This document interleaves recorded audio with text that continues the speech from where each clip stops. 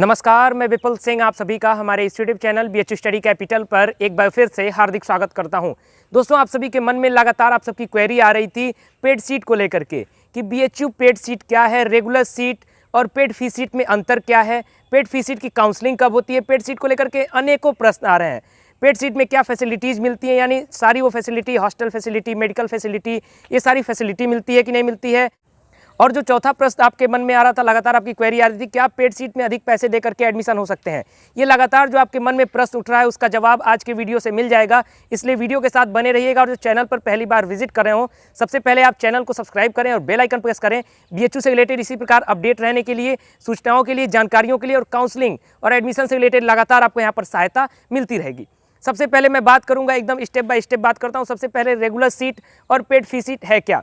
तो आपका जो रेगुलर पेड सीट है और रेगुलर सीट और पेड सीट, उसमें मैं डिफरेंस बताता हूँ। सबसे पहले आपका जो कॉल लेटर जाएगा वो जाएगा मेन कैंपस के रेगुलर सीट के लिए। अगर आपका इंडेक्स थोड़ा और कम हुआ, कॉल लेटर सबको जाएगा। अगर टॉपर है तो उसका रेगुलर सीट का भी कॉल लेटर जाएगा, पेड सीट का भी कॉल लेटर जाएगा। लेकिन अगर आपका इंडेक्स थोड़ा सा कम है तो आपका पेड सीट का कॉल लेटर जाएगा। इसी प्रकार फॉलो होता है एफिलिएटेड कॉलेज में। सबसे पहले एफिलिएटेड कॉलेज का आपका रेगुलर सीट का कॉल लेटर जाएगा, फिर पेड फी सीट का कॉल लेटर जाएगा। लेकिन ऐसा नहीं है कि जिसका मार्क्स कम है सिर्फ वही पेड सीट पर एडमिशन ले सकता है। अगर आपका रैंक 1 भी है तो भी आप एडमिशन ले सकते हैं पेड फी सीट पर। ये जानकारी आपको होनी चाहिए। यानी पेड फी सीट पर थोड़ा सा अगर आपका इंडेक्स कम है उसके आधार पर आप एडमिशन ले सकते हैं।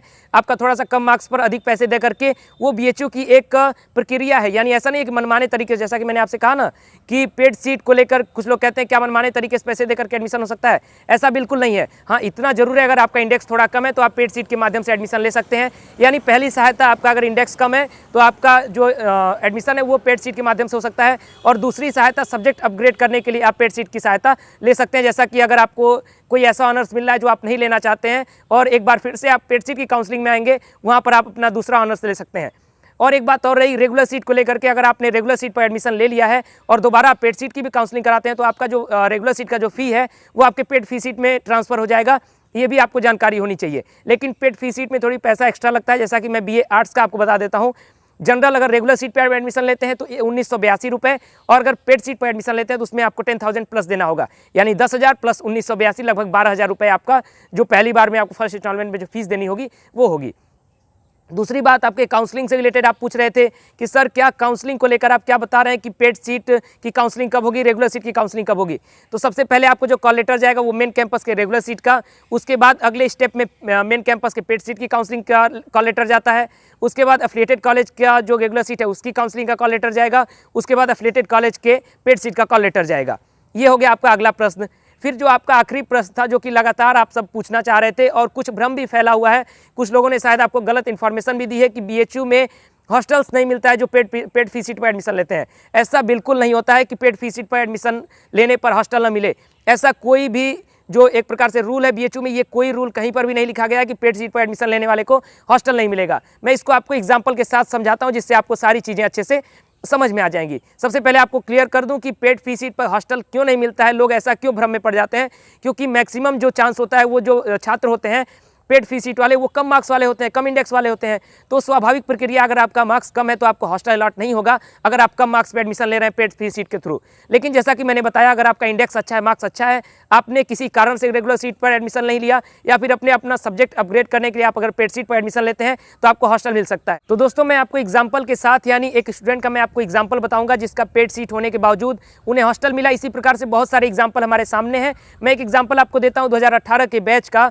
उस लड़के का रेगुलर सीट का कॉल लेटर आया, बहुत अच्छा इंडेक्स था, लेकिन रेगुलर सीट में उसने गलती क्या की, उसने सेम कॉम्बिनेशन के साथ, वो गलती आप लोग मत करिएगा जो मैं आपको आगे बताने वाला हूँ। उन्होंने सेम कॉम्बिनेशन के साथ अपना रेगुलर सीट का प्रेफरेंस एंट्री भरा, काउंसलिंग कराया, लेकिन गलती कहाँ हो गई, उन्होंने अपना जो रेगुलर सीट का जो फी पेमेंट था वो नहीं कर सके। गलती से उनसे डेडलाइन मिस हो गई, उन्हें ध्यान नहीं रहा कि इस डेट तक, इस टाइम तक हमें फीस पेमेंट करना है। उसकी वजह से उनका एडमिशन कैंसिल हो गया। वो एडमिशन कैंसिल होने के बाद वो फिर से उनके पास जो पेड सीट का कॉल लेटर था उसके थ्रू वो फिर से काउंसलिंग में आए। उन्होंने अपने एडमिशन के लिए 2018 का जो बैच था उसमें एक बार फिर से उन्होंने पेड सीट पर काउंसलिंग कराया, सेम उसी कॉम्बिनेशन के साथ काउंसलिंग कराया, लेकिन आप लोगों को जो कन्फ्यूजन है कि पेड सीट पर काउंसलिंग कराने के बाद, पेड सीट पर एडमिशन लेने के बाद हॉस्टल नहीं मिलता है, उन्हें बिल्कुल प्रॉपर तरीके से फर्स्ट फेज में हॉस्टल अलॉट हुआ। इसलिए इस भ्रम में मत रहिएगा कि पेड सीट पर काउंसलिंग कराने पर हॉस्टल नहीं मिलता है। हॉस्टल उनको नहीं मिलता है जिनका इंडेक्स कम होता है, और स्वाभाविक प्रक्रिया के कारण मैक्सिमम पेड सीट पर जिनका इंडेक्स कम होता है वो छात्र अपना काउंसलिंग कराते हैं। जिनका इंडेक्स अच्छा है वो रेगुलर सीट पर एडमिशन ले लेते हैं। इसलिए ऐसा कॉमन रूप से कहा जाता है, लेकिन ऐसा कोई रूल नहीं है। अगर आपका पेड सीट पर एडमिशन हो रहा है, अगर आपका इंडेक्स है आपके हॉस्टल के रैंक में, तो आपको हॉस्टल जरूर मिलेगा। इस चीज़ को ध्यान में रखेंगे।